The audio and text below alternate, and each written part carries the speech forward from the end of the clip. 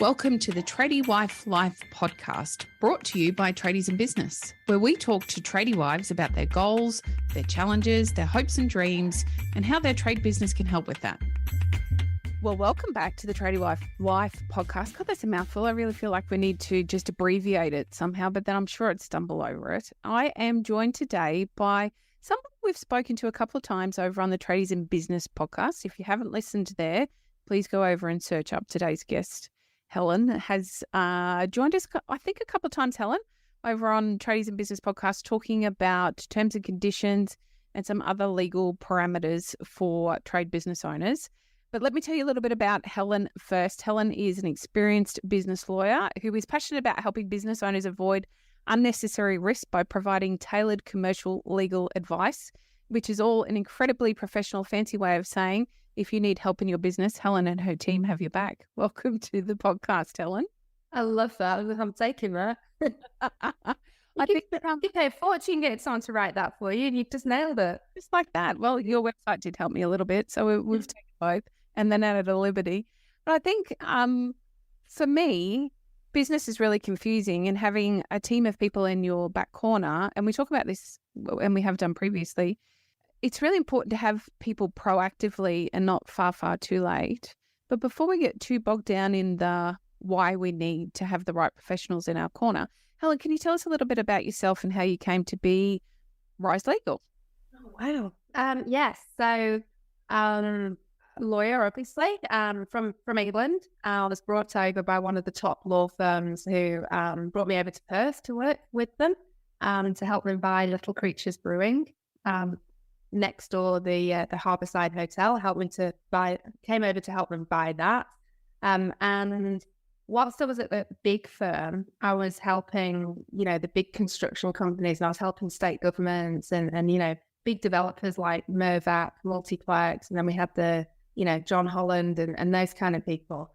And I was advising their in-house legal team, who were then advising, very, very savvy board. And I kind of felt like, my advice was probably worth about 0.00% of what was actually happening in the whole transaction. And where the real value would be for me to be advising those poor people at the very bottom of the chain who were entering into subcontracts with these great big, and we were tailoring the big project documents. Mm-hmm. So I kind of had a change of heart and went, those are the people who need the help, and they actually need help before they need it.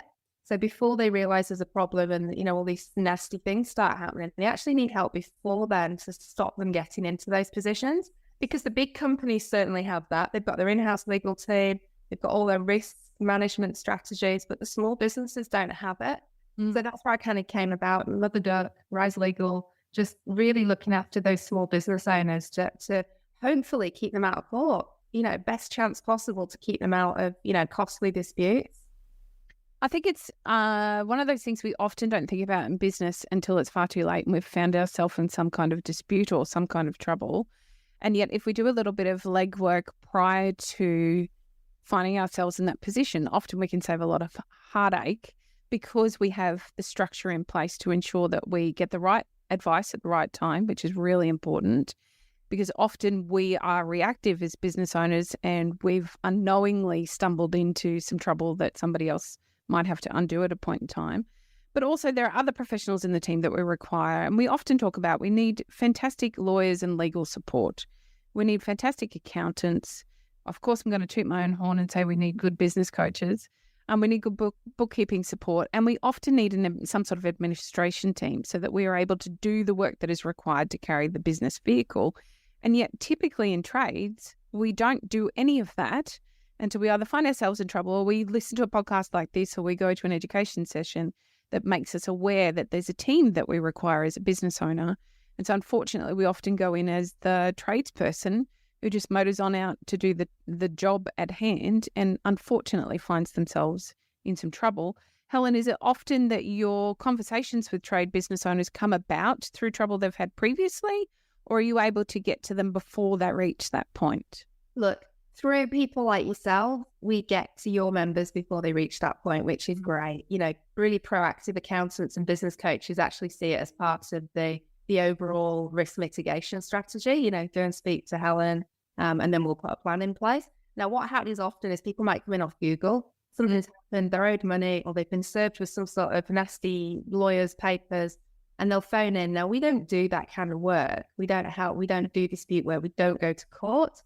But what I want to do is have a quick chat with them, because one, I can refer them to the right place. And two, I can actually say to them, look, it's a bit late for this one, but had you had this particular contract with these types of clauses in place, we wouldn't even be having this conversation now. So are you willing to make a one-off investment in your risk protection to carry on your business in the future? And often they'll say yes.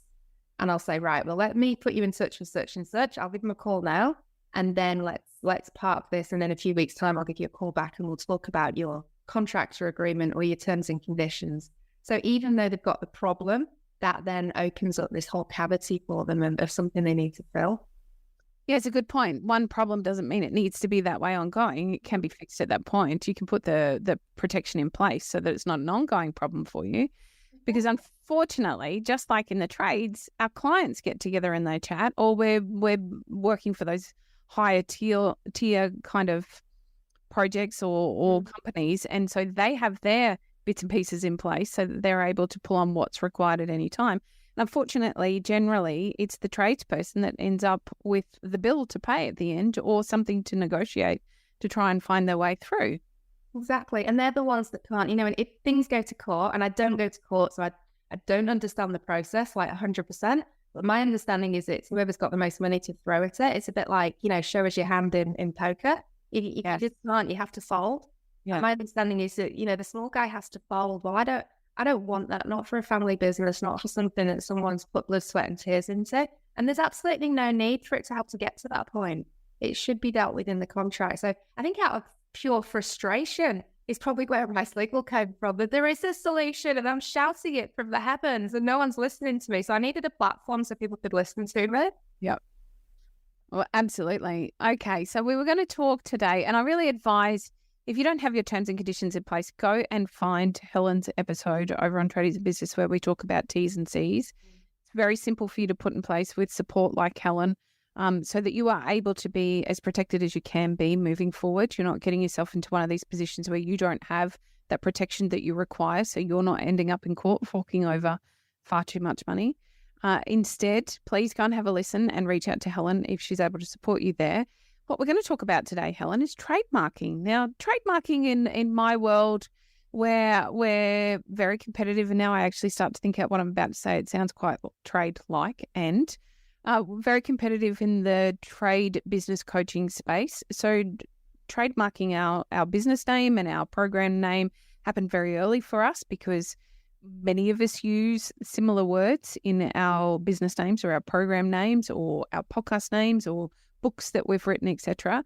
And so it was part of what we needed to do early on so that we could continue to feel safe in the space that we're working in, and none of our property was going to be threatened. And yet I reckon most trade business owners never ever think about why on earth they should have a trademark.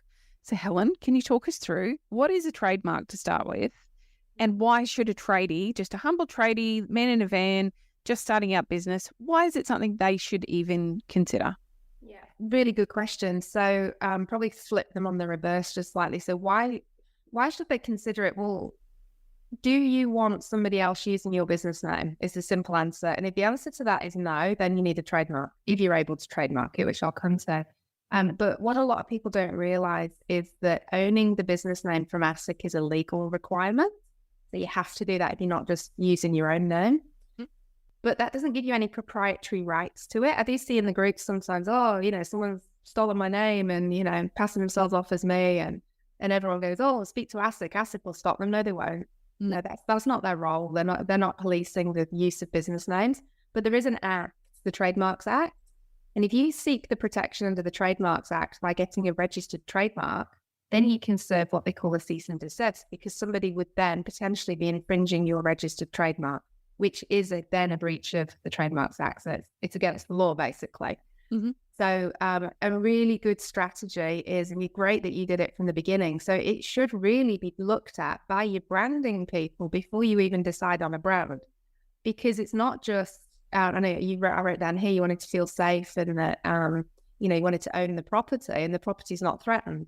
that's one side of it. The other side of it is that you don't want to be infringing somebody else's. Very true. There's a register sat there on a government website managed by IP Australia, and that's not something that, surprisingly, marketing companies and branding companies regularly check when they come up with this made-up name. And so it should be part of the process. Because, like I say, you want to make sure that you can trademark your new business name, and you also want to make sure that no one else has already trademarked it. So what is a trademark? Essentially, it's not the right legal answer, but the answer is it's a proprietary right over, say, your business name or your logo or your brand, and it gives you the right to then protect it. It's giving you the protection rights. And you'll see after people's logos, I don't put it on mine, but TM is when you're registering, and R is for the registered trademarks. If you see the R, someone has a registered trademark. But yeah, so it's one of the things that we put in our risk mitigation strategy. What we like to do with our new tradie clients is to have a legal audit with them and run through the main risk factors, being protection of your brand, terms and conditions with your clients, contractors agreements, contracts with your business partners. That's a big one. The courts are full of business partners. Yeah. And then your health and safety policies, etc. So those are sort of the 5 biggest risks. But the trademark one, really interesting. People think it's very sexy. It's a really cool, fun thing, isn't it, to have a trademark? Now, that's true also of the effect it has on the valuation of your business. My understanding from business valuers is it can add a considerable amount because, like you said, you've just protected a very valuable asset. So if you're going to come and revalue, maybe investors coming on board, or you want to sell, we're all in business to sell. It's actually a valuable thing to do. Yeah, that's a fantastic point. And another point you made in there, Helen, was around the types of trademarks. So I think this could potentially blow people away. There are different types of trademarks. It's not just the business name that you can trademark, but I'm not going to talk about it because I'm not the expert in this area. Helen, can you explain to us the different types of trademarks and when they would be applicable specifically for a trade business owner? Yeah. So a lot of people make the mistake of going and registering their logo. So they upload the JPEG of their logo from their marketing company and they register that. And they think, right, I've got a trademark, I'm fine. Someone else comes along and they're using, Zebedee Gardeners, same thing. And you can't stop it unless they're then copying the logo. So the image, so for example, with the Rise Legal one that's up here, you'd have to copy, the words Rise Legal in that color and font inside that half circle straight wave. So it's to be substantially the same. What we always recommend is to register the name. So for example, I've registered Rise Legal. Then sort of when I gained more understanding, because that was really early on in the piece, that was about 12 years ago, gained more understanding of trademarks then and realized that didn't protect derivatives. So that would protect Rise Law, Rise Lawyers, because it's so substantially the same. But it wouldn't stop Rise Advisory, Rise Consultants, that kind of thing, Rise Professionals. So I then went and registered Rise. So no one can use the word Rise in their business name in professional services in Australia. Wow. Which is huge. And we've actually managed to successfully appeal to a few people who've tried to and just say we have a registered trademark and they just have to change their name. Yeah. I have, this is totally unrelated to the trade space, and I think it's a great example. I have a wonderful girlfriend who has a skincare company, and I won't say the names of the skincare company, but the original name of the business was very closely aligned to a major brand. And after they had been working within their company and establishing their brand for a period of time, they spoke to a lawyer who made them aware that it could in fact be a breach of their trademark. So very swiftly changed the name and are now very protected. But it was amazing to me to think of the immense cost to them to be able to make that shift at that point in time. They were lucky to do it early in the journey rather than now when they're very well established within the marketplace.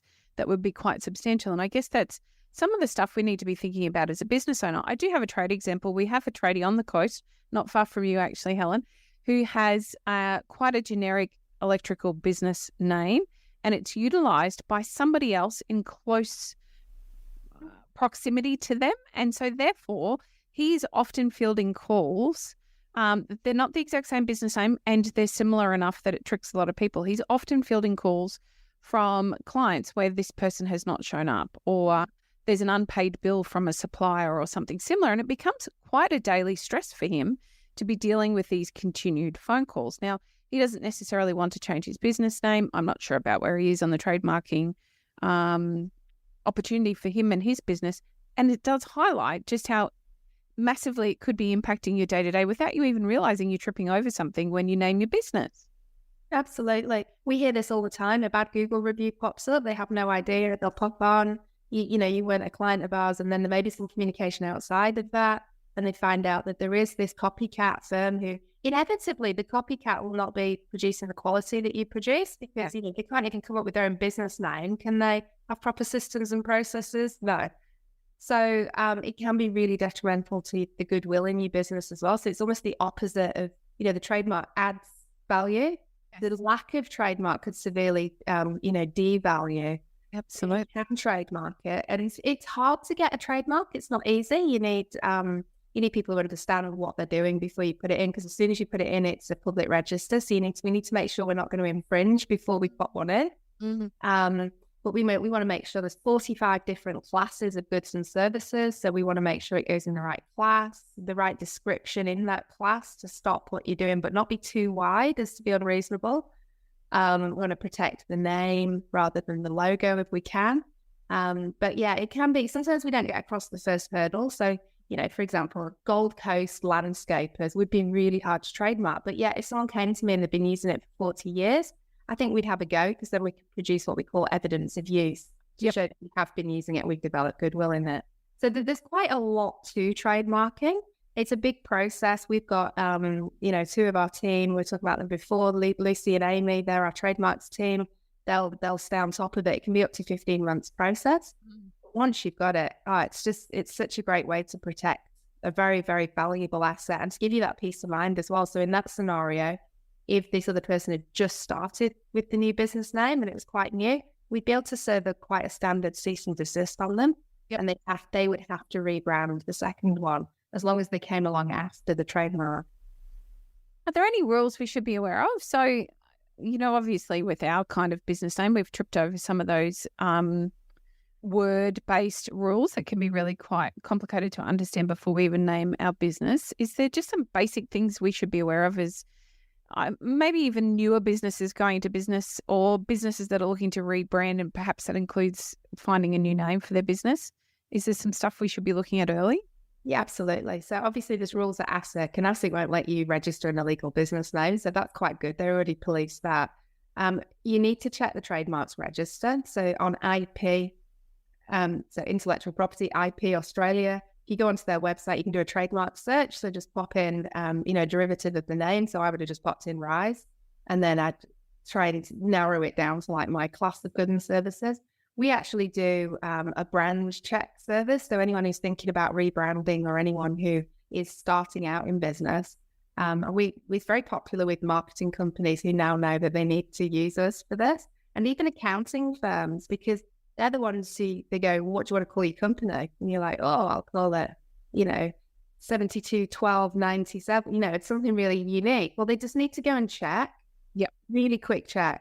I'd be happy to, if I was able to share my screen another time, maybe I'll be able to jump on and just show you how to do it. But I'll shoot the link into, when this goes live, I'll put the link to where people can just go on and just check their own name. If there is another registered trademark in there, then I'd suggest you just give us a quick call and we'll just work through a strategy, because you don't want to have what you mentioned before with the request to rebrand.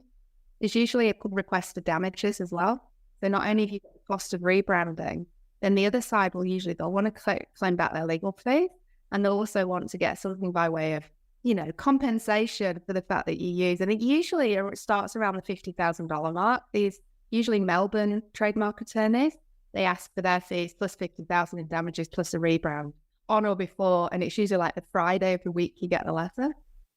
Because we've all got that kind of money sitting in our bank account, just waiting for that letter to drop into our email inbox.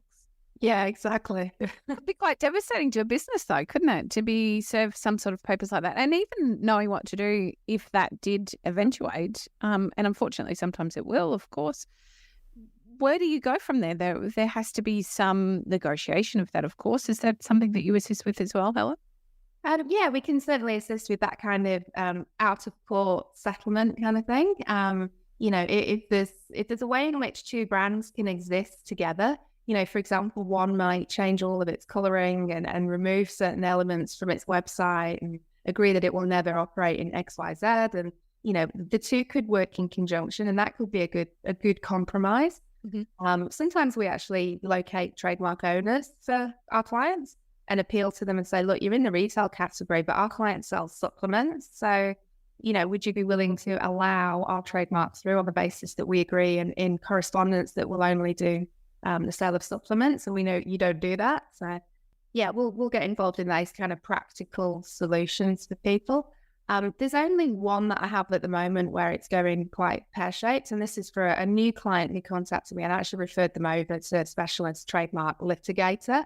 And I just keep in touch with it and just check in and just say, how's it going? And what we have here is a particularly aggressive UK company who've come over and completely copied the whole website and the whole business name. And to date, I understand that it's costing, the client who contacted me, the Australian client, is contacting them it's costing them in the region of 1.5 million in lost revenue.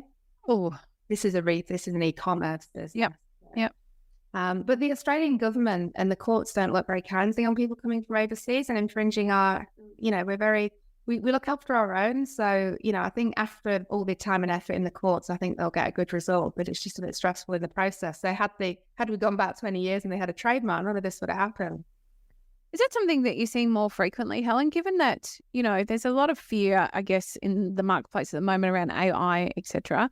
And so I do see in lots of groups, perhaps not so much trade-based stuff, and, it might start somewhere else and eventually hit the trades as well. Relying on that goodwill that a business has built means that often they are targeted then for a copy of that, whether it be just their website copy taken and reutilized, including brand names that are similar so that they give the same sort of impression and feel. Is that something you're seeing a lot of just at the minute? Yeah, there's a lot more copycatting. So we're seeing websites being duplicated completely. We're seeing a lot happening in the social media space. So you could set up an Instagram page, you could call it Rise Legal, you could start driving everybody. And of course, then you've got the contact us button. No one needs to go to the official website.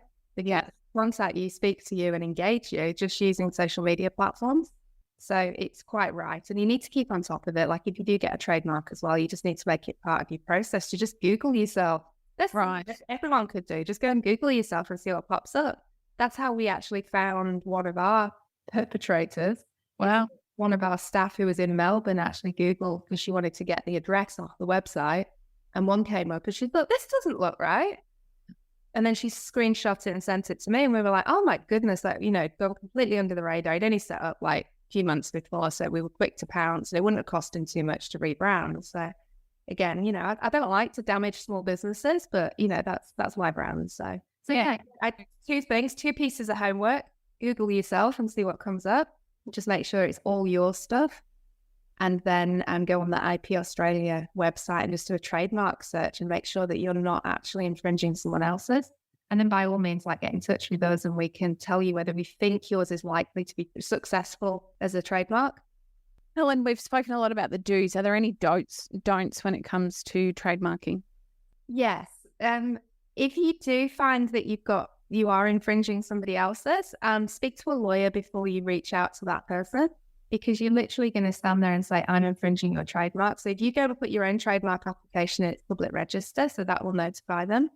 If you contact them, via LinkedIn or another platform and say, can we have a chat? Looks like we're both using the same name. You've literally just stopped yourself in. Mm-hmm. Just be really careful if you are the infringer, to seek proper legal advice before you do anything public. Fantastic. Is there anything else we need to know about trademarking? It's a pretty awesome process. I mean, it's, as far as legal protections go, it's an exciting one. Like we are, I get quite jealous of Lucy and Amy because they'll go into the portal and go, oh, we've had another great result. And it's all high fives. And it's really exciting for us to be able to email the client and say, you've got a trademark. Because we know that we've just, increased the value of their business and we've just protected it with so many layers of bubble wrap. So I just definitely think it's worth looking into. It's not that expensive. A lot of people get confused with patents. These things you see on Dragon's Den, and sorry, it's called Shark Tank here, isn't it? Things you see on Shark Tank And, they go, oh, I spent 30,000 on a patent. Well, that's about like a widget in a piece of machinery or in an app. This is just your brand name being trademarked. So give you an example, registration fees are currently $330 per trademark per class, and it lasts for 10 years. So registration fees are $33 a year, and then legal fees on top of that. It's quite a reasonable process, particularly then when you balance it out against the risk. It's most definitely a very reasonable process. Yeah, exactly. I mean, you'd pay those, very, very clever trademark attorneys quite a sizable amount of money to defend your use of a business that you didn't know was trademarked. Like, the cost just completely outweighs. Yeah, totally. Well, thank you, Helen. Where can our listeners find out more about you and the services that you do offer? Wow. Well, I'm always hanging around on Facebook. So if you want to just jump onto the website, riselegal.com.au. We have a chat box, which we're very proud of, talking about AI. So you can ask questions in the chat bot and you'll get a real-time answer based on, what we've uploaded into the chat bot. You can also book a free call in with me on that website. And I know your members as well over at Tradies in Business do get a sort of dedicated members call with us. So by whatever platform, just reach out to us. Wonderful. Thank you, Helen. That was really interesting. Thank you. Thanks for having me. Absolute pleasure.